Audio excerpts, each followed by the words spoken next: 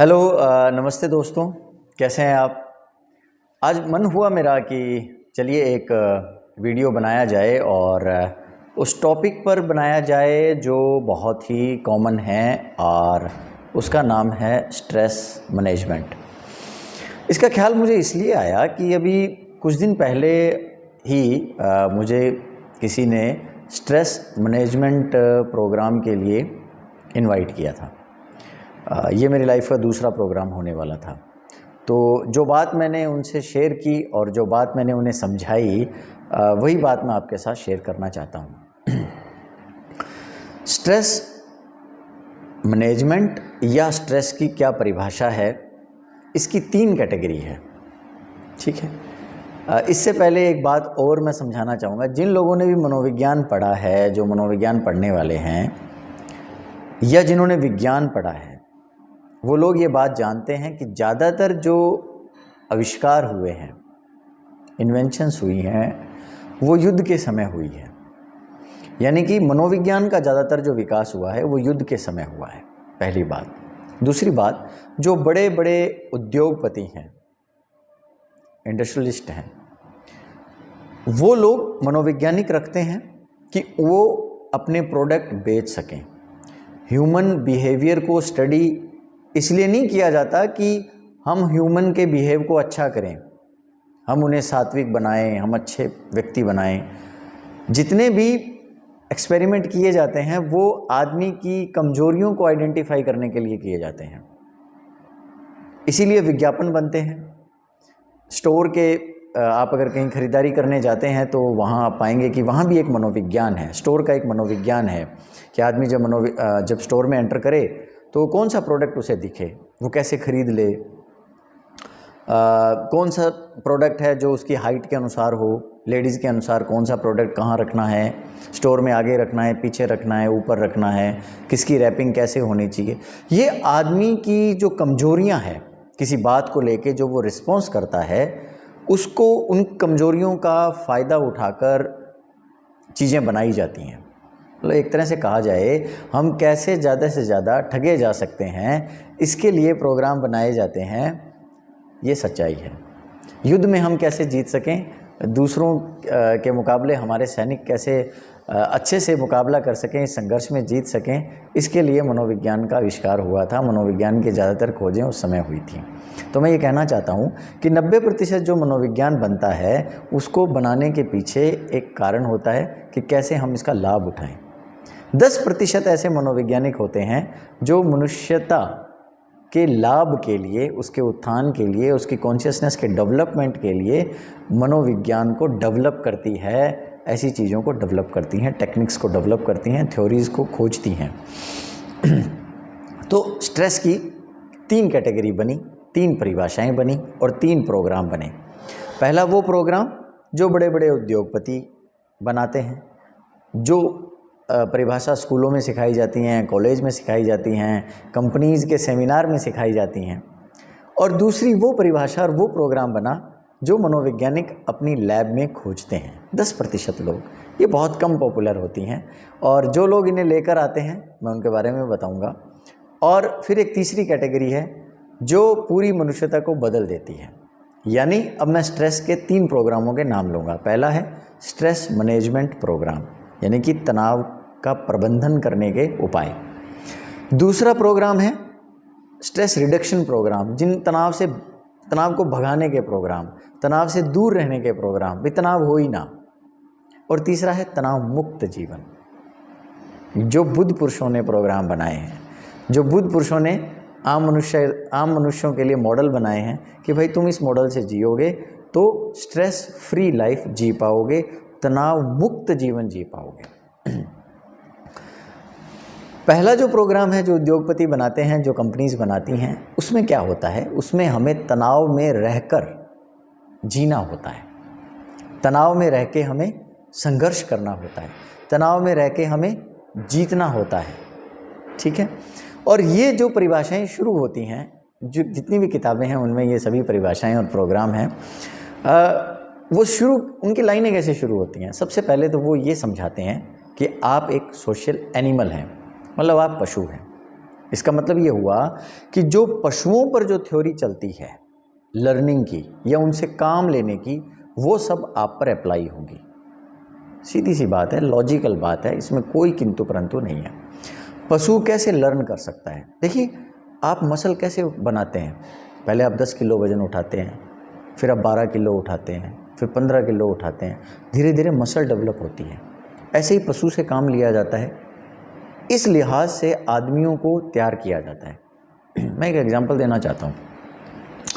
जैसे एक आदमी के लिए एक कंपनी कहती है कि आपको एक महीने में 12 पेन बेचने हैं, तो वो बंदा, वो आदमी 6 पेन बेच पाता है। फिर हम उसका टारगेट करते हैं कि भैया अब तुम्हें 15 पेन बेचने हैं, तो वो 8 बेच पाता है। फिर वो टारगेट को बढ़ा देते हैं 20 पेन तक, फिर वो 12 पेन बेच पाता है। अब देखिए कि धीरे धीरे हम उसे तनाव देते जा रहे हैं, हम उसका तनाव बढ़ा रहे हैं, तो उसकी परफॉर्मेंस बढ़ रही है। इसलिए इस फील्ड में जो लोग काम करते हैं तनाव प्रबंधन के लिए, वो कौन होते हैं? ज़्यादातर मोटिवेशनल स्पीकर्स। मैं उनका नाम नहीं लेना चाहूँगा, आप YouTube पे देख सकते हैं। वो आपको एक, देखिए उनके कुछ शब्द हैं, संघर्ष, मैंने कुछ निकाले भी हैं, संकल्प, लक्ष्य, टारगेट, मोटिवेशन, इसलिए ये मोटिवेशनल स्पीकर होते हैं।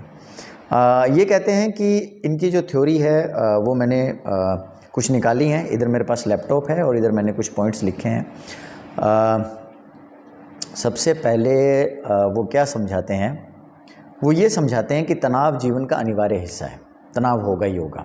तो उनकी परिभाषा में क्या होता है कि तनाव हर वक्त रहेगा। जैसे ही वो किसी न किसी रूप में भी आ सकता है, फिजिकल रूप में आ सकता है, इमोशनल रूप में आ सकता है, मेंटल रूप में भी आ सकता है।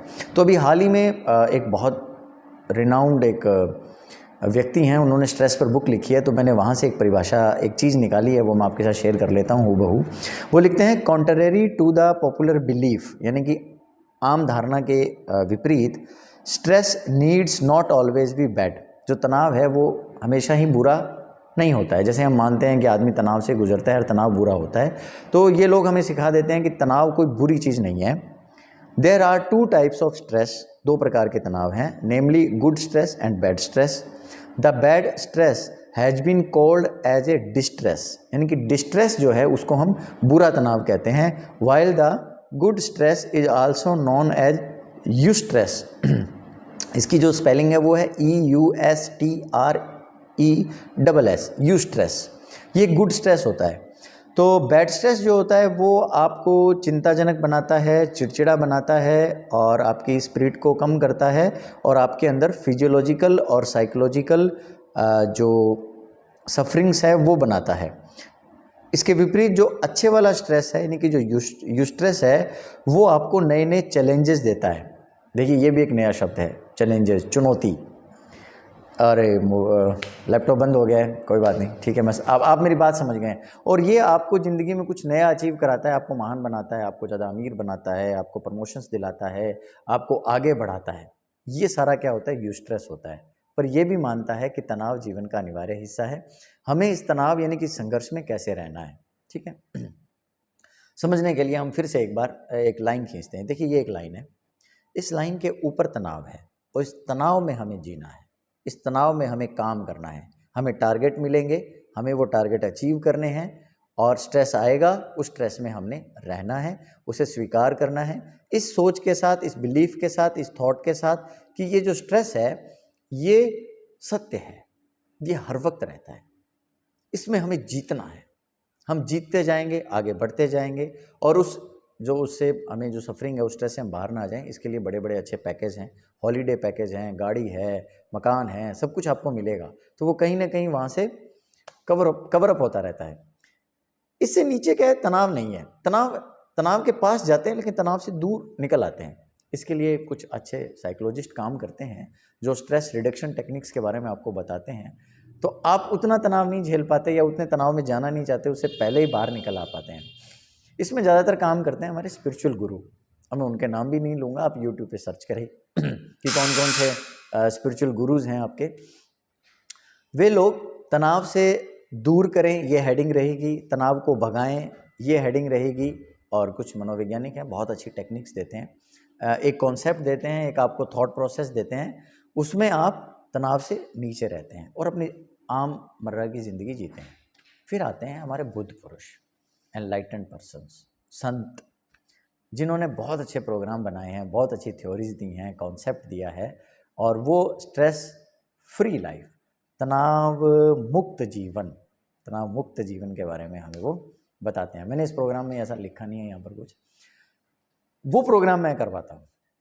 तो मुझे इससे पहले जिस मेरे एक मित्र की कंपनी थी, उन्होंने मुझसे बात की, तो जब मैंने वहाँ रेगुलर जब मैं वहाँ गया, थोड़ी हंसने वाली बात है, अब क्या किया जा सकता है। तो उसके पास 10 एम्प्लॉय थे, उन 10 एम्प्लॉय से मैंने बात किया। जब मैंने अपना ये प्रोग्राम कंप्लीट किया तो उसके बाद क्या हुआ, 10 में से 5 एम्प्लॉयज़ घर चले गए।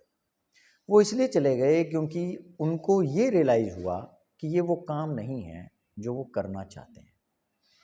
ये यहाँ हताश होकर आते हैं, मजबूरी में आते हैं, ये भी जुड़े नहीं हैं उस काम से, उन्हें एक वक्त चाहिए, एक समय चाहिए।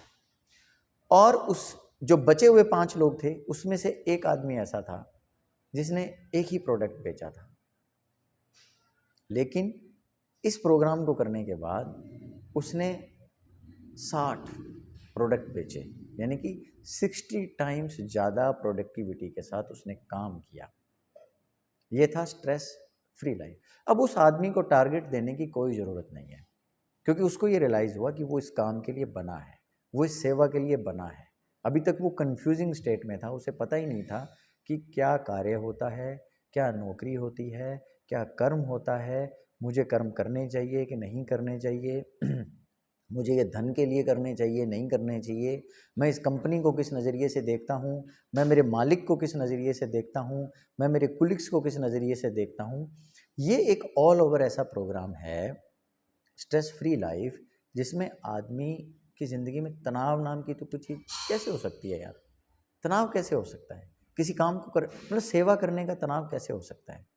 और इसमें हम किसी भी प्रकार की स्ट्रेस रिडक्शन की कोई टेक्निक इस्तेमाल नहीं करते, कोई ब्रीदिंग एक्सरसाइज नहीं है, कोई रिलैक्सेशन एक्सरसाइज नहीं है, कोई मेडिटेशन नहीं है, कोई जाप नहीं है, कोई ध्यान नहीं है, लेकिन ये बुद्ध पुरुषों के बनाया गया एक मॉडल है, जिसके बारे में मैं कभी डिस्कस करूँगा।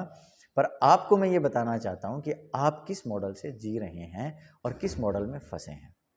तो मेरा स्ट्रेस मैनेजमेंट प्रोग्राम थोड़ा अलग है और दूसरे स्ट्रेस मैनेजमेंट प्रोग्राम थोड़े अलग हैं। अगर आप सही काम चुनना चाहते हैं, सही एम्प्लॉय चुनना चाहते हैं, और आप चाहते हैं कि कोई व्यक्ति आपके साथ ऐसा जुड़े यार, जो मतलब इसको कर्म मानकर, अपना एक सत्य मानकर, अपना जुनून मानकर कुछ इस तरह से काम करे कि वो उस कार्य को करते करते उसके सारे बिलीफ सिस्टम हटें, उनमें मॉडिफिकेशन हो, उसमें क्लैरिटी आए, उसका थॉट प्रोसेस बहुत अच्छा चले, उसमें क्रिएटिविटी बढ़े, उसकी प्रोडक्टिविटी बढ़े, और वो एक अच्छा इंसान बने, और कहीं ना कहीं वो अपने सेल्फ एनलाइटमेंट की तरफ बढ़े, और वो अपने कॉन्शियसनेस के लेवल को बढ़ा सके, वो ज़्यादा जागरूक होकर कार्य कर सके, और बहुत सारे अच्छे आइडियाज़ आएँ, और वो करुणा और दयालुता के साथ कार्य कर सके। आप ऐसे बन सकें,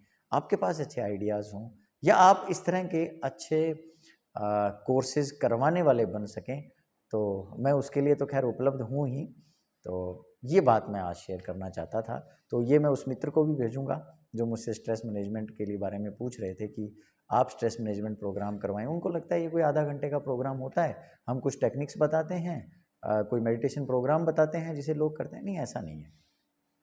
तनाव में जीना और तनाव के साथ जीना और तनाव से भागना, ये हमारी भाषा नहीं है।